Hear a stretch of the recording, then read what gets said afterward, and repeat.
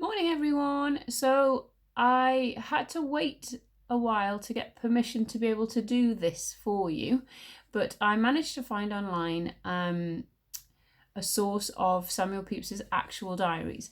And I wanted to be able to read these to you because some historians, and so this is for year 1 and 2, I should say that.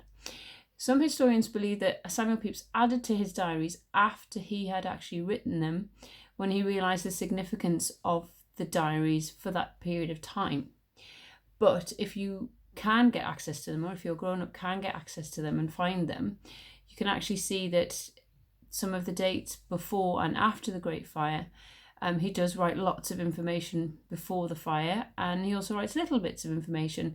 Just like if you're writing a diary about what you're doing now at home, some days you write lots of information, some days you don't really write much at all. It just depends on how busy you are, what you've been up to. So I thought it would be quite nice to be able to read these to you. Some days he does write a lot of information, some days he doesn't write anything at all. Some days he just writes a couple of lines. So I'm going to start these, like I said, I had to wait for permission, from September the 1st, so the day before the fire, just so you can see how much information he was actually giving. Now, you may, if you listen really, really hard, we've got visitors. So whilst we're in isolation, some visitors have come to stay with us. And late last night, birds decided to take up nest in my loft, which is nice, especially at 3 o'clock in the morning when they wake you up. So here we go. So you might be able to hear them tweeting. September 1666, September the 1st. Opened at the office all the morning and then dined at home. Got my new closet made mighty clean against tomorrow. Sir W. Penn and my wife and Mercer and I to Polichenally, but were there horribly frighted to see young Killigrew come in with a great many more young sparks. But we hid ourselves, so as we think they did not see us. By and by they went away, and then we were at rest again. And so, the play being done, we went to Islington, and there eat and drank and mighty merry, and so home singing, and after a letter or two at the office to bed. Now, some of this language will be a bit strange because it is 1666, so where I can I will translate. The 2nd of September, the Lord's Day, that would have been a Sunday. Some of our maids sitting up late last night to get things ready against our feast today. Jane called us up about 3 in the morning to tell us of a great fire they saw in the city.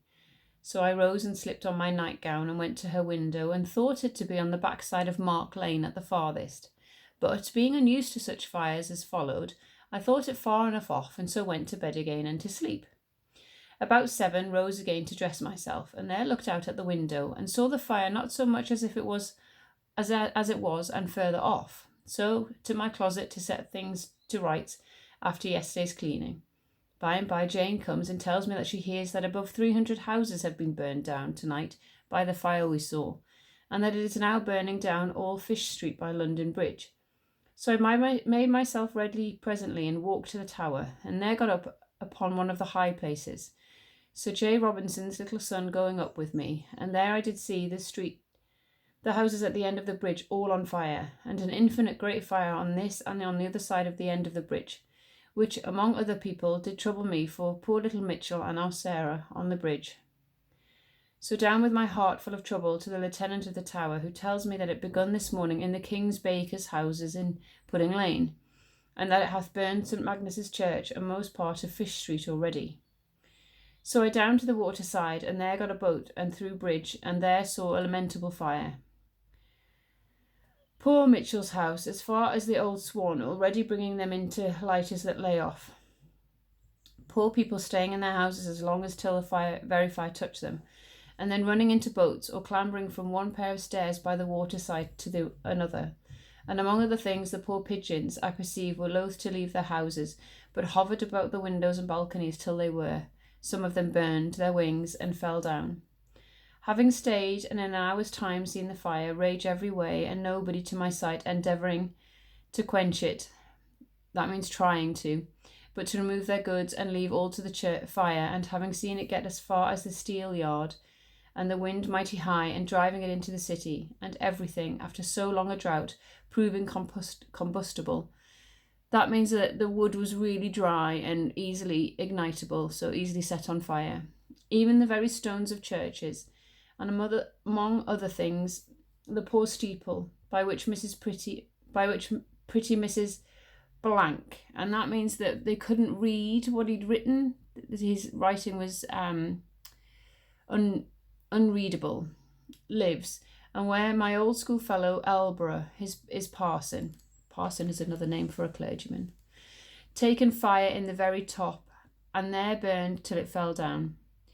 I went to Whitehall with a gentleman with me who desired to go off from the tower to see the fire in my boat.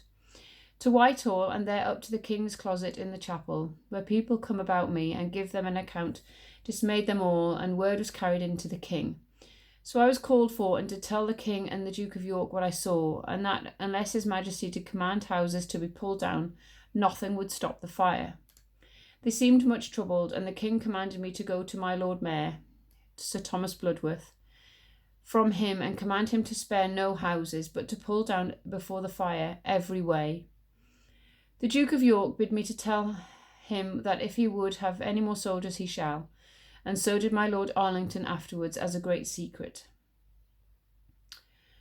So there's a break in the diary at this point, and somebody has put in a note which says, Sir William Coventry wrote to Lord Arlington on the evening of this day, the Duke of York fears the want of workmen and tools tomorrow morning, and wishes the deputy lieutenants and justices of the peace to summon the workmen with tools to be there by break of day. In some churches and chapels are great hooks for pulling down houses, which should be brought ready upon the place tonight against the morning. So they obviously had a plan at this point to pull houses down to create a fire break. Samuel Pepys's diary goes on for the 2nd of September.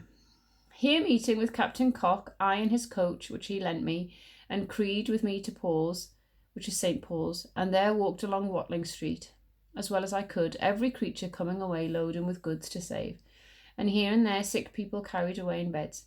Extraordinary goods carried in carts and on backs. At last met my Lord Mayor in Canning Street, like a man spent, with a handkerchief about his neck. To the king's message he cried like a fainting woman, Lord, what can I do? I am spent. People will not obey me. I have been pulling down houses, but the fire overtakes us faster than we can do it. That he needed no more soldiers, and that for himself he must go and refresh himself, having been up all night. So he left me, and I him, and walked home, seeing people all almost distracted, and no manner of means used to quench the fire. The houses too so very thick thereabouts, and full of matter for burning, as pitch and tar in Thames Street, and warehouses of oil and wines and brandy and other things. Here I saw Mr. Isaac Houblin, the handsome man, prettily dressed and dirty, at his door at Dowgate, receiving some of his brother's things, whose houses were on fire, and, as he says, have been removed twice already, as he doubts, as it soon proved, that they must be in a little time removed from his house also, which was a sad consideration. And to see the churches all filled with goods by people who themselves should have been quietly there at this time. By this time it was about 12 o'clock, and so home, and there find my guests, which was Mr. Wood and his wife Barbara Sheldon, and also Mr. Moons, she mighty fine, and her husband, for aught I see, a likely man. But Mr. Moon's design and mine, which was to look over my closet, and please him with the sight thereof, which he hath long desired, was wholly disappointed, for we were in great trouble and disturbance at this fire, not knowing what to think of it. However, we had an extraordinary good dinner, and as merry as at this time we could be. While at dinner, Mrs. Baitlayer came to inquire after Mr. Wolfe and Staines, who it seems are related to them, whose houses in Fish Street are already burned, and they are in a sad condition. She would not stay in the fright. As soon as dined, I and Moon away, and walked through the city, the streets full of nothing but people and horses, and carts loaden with goods, ready to run over one another, and removing goods from one burnt house to another. They are now removing out of Canning Streets, which received goods in the morning, into Lombard Streets and further. And, among others, I now saw my little goldsmith, Stokes, receiving some friends his goods, whose house itself was burned the day after. So you know that he's written this after the event, because how could he be writing it on the 2nd if he knows that the house was burned the day after he writes this? We parted at Paul's, that again is St. Paul's, his home, and I to Paul's Wharf, where I had appointed a boat to attend me, and took in Mr. Carcas and his brother, whom I met in the streets, and carried them below, and above bridge, to and again to see the fire, which was now got further, both below and above, and no likelihood of stopping it. Met with the King and Duke of York in the barge, and with them to Queen Hith, and there called Sir Richard Brown to them. Their order was only to pull down houses apace, and so below bridge the water side. But little was or could be done, the fire coming upon them so fast. Good hopes there was of stopping it at the 3 cranes above, and at Botolph's Wharf below bridge, if care be used, but the wind carries it into the city, that's the fire. So as we know, not by the water side what it do there, river full of lighters and boats taking in goods, and good goods swimming in the water. Good goods are furnishings, so they're rich furnishings, so they're furnishings from wealthy people, but they are also goods that could be resold. So carpets, curtains, wealthy people's goods at that time. Good goods swimming in the water, and only I observed that hardly one lighter or boat in 3 that had the goods of a house in, but there was a pair of virginals.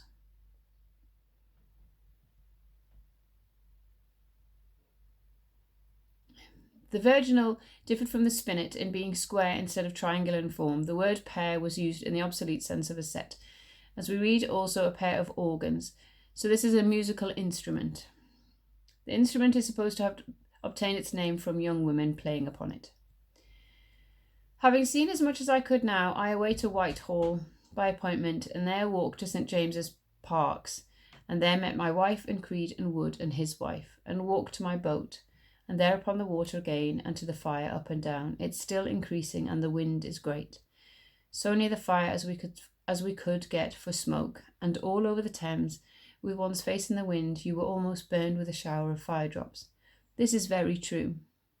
So as houses were burned by these drops and flakes of fire, 3 or 4, nay 5 or 6 houses one from another, where we could endure no more upon the water, we to a little alehouse on the bankside, over against the 3 cranes, and there stayed till it was almost dark, and saw the fire grow, and as it grew darker, appeared more and more, and in corners and upon steeples, and between churches and houses, as far as we could see, upon the hill of the city, in a most horrid, malicious, bloody flame, not like the fine flame of an ordinary fire. Barbary and her husband away before us. We stayed till it being darkish. We saw the fire as only one entire arch of fire from this to the other side of the bridge, and in the bow of a hill, for an arc above a mile long. It made me weep to see it. The churches, houses, and all are all on fire and flaming at once, and a horrid noise the flames made, and the crackling of houses at their ruins. So home with a sad heart, and there find everybody discoursing and lamenting the fire. And poor Tom Hayter come with some few of his goods saved out of his house, which is burned upon Fish Street's hall. I invited him to lie at my house, and did receive his goods, but was deceived in his lying there, the news coming every moment of the growth of the fire. So as we were forced to begin to pack up our own goods and prepare for their removal, and did by moonshine, it being brave dry and moon shine and warm weather, carrying much of my goods into the garden, and Mr. Hayter and I did remove my money and iron chests into my cellar, as thinking that's the safest place. And I got my bags of gold into my office ready to carry away, and my chief papers of accounts also there, and my tallies into a box by themselves. So great was our fear as Sir W. Batten hath carts come out of the country to fetch away his goods this night. We put Mr. Hayter, poor man, to bed a little, but he got very little rest, so much noise being in my house taken down of goods. So that's the 2nd of September. And then on the 3rd of September, he writes, About 4 o'clock in the morning, my Lady Batten sent me a cart to carry away all my money and plate. So plate is all of his crockery and basically all of the belongings in his house that he would normally, that are worth money to him. So his silverware, his crockery, those kind of belongings, and all of his best things, he then writes, to Sir W. Ryder's at Bednall Green, which I did riding myself in my nightgown in the cart, and Lord, to see how the streets and the highways are crowded with people running and riding, and getting of carts at any rate to fetch away things. I find Sir W. Ryder tired with being called up all night and receiving things from several friends. His house full of goods and much of Sir W. Batten's and Sir W. Penn's, I am eased at my heart to have my treasure so well secured. Then home with much ado to find a way, nor any sleep all this night to me nor my poor wife. But then, and all this day, she and I and all my people labouring to get away the rest of our things, and did get Mr. Tucker to get me a lighter to take them in, and we did carry them, myself some, over Tower Hill, which was by this time full of people's goods, bringing their goods thither, and down to the lighter which lay at next quay, above the Tower dock. Lighter is a kind of boat. And here was my neighbour's wife, Mrs. Blank again, because it would have been illegible, wouldn't have been able to decipher what it said, with her pretty child, and some few of her things, which I did willingly give way to be saved with mine. But there was no passing with anything through the postern. A postern is a kind of gate. The crowd was so great. The Duke of York of this day by the office and spoke to us, and did ride with his guard up and down the city to keep all quiet, he being now general and having the care of all. This day Mercer being not at home, but against his mistress's orders gone to her mother's, and my wife going thither to speak with W. Hewer, met her there, and was angry, and her mother saying that she was not a prentice girl, to ask leave every time she goes abroad. My wife, with good reason, was angry, and when she came home bid her be gone again. And so she went away, which troubled me, but yet less than it would, because of the condition we are in, fearing of coming into a little time of being less able to keep one in her quality. At night lay down a little upon a quilt of W. Hewer's in the office, all my own things being packed up or gone, and after me my poor wife did the like, we having fed upon the remains of yesterday's dinner, having no fire nor dishes, nor any opportunity of dressing anything. So that's his diaries up to the end of the 3rd of September. The birds clearly liked it. They're singing away up in the loft. And I'm going to leave it there, and I will carry on from the 4th tomorrow. I hope you enjoyed that. Like I said, the birds clearly did. I hope you enjoyed it and had fun listening to the birds. They're going to really annoy me before they fly the nest, aren't they? See you later.